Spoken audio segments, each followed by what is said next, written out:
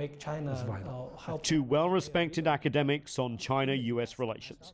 From China, Dr. Da Wei, and from the US, Professor Graham Allison at Harvard University. United in the desire to see the US and China work together to tackle the world's problems rather than confront each other. Both agree the current situation in the DPRK is a big test. It is perfectly possible that North Korea will drag China and the US into a war that neither wants. So I think the good news is nobody in China thinks war with us is a good idea. And nobody in Washington thinks war with China is a good idea. We need to avoid this kind of Cold War mindset that dividing different countries into two camps. It's true that China and the US have different ideas, different opinions over this issue, particularly over the priority of the interests. I think we have some differences. But that does not mean China is the enemy of the US or the US is the enemy of China. So we need to understand that our basic goal is the same, like denuclearization, like the stability of the Korean Peninsula.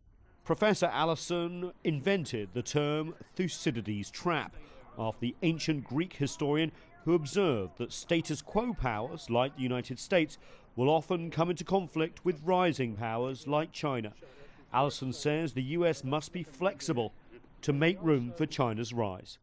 Can we imagine a US that is as artful and agile as Britain was in dealing with the rising US, the US dealing with the rising China?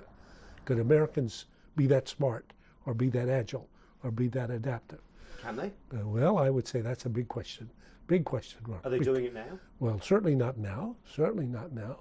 Both academics, however, hope to see China and the US coming together to provide global solutions to big problems like nuclear proliferation, terrorism, infrastructure development, and open and fair trade. More unites them than divides them. And I actually like Xi Jinping's proposal for a, quote, new form of great power relations. I think what he's saying is the old form is most likely to produce history as usual. That's what Thucydides told us about. So we have to be smart enough to find a new form. It's a brand new, world that both the US and China live within. And these two countries could be, I think we have great potential to be the most important two countries in this new world.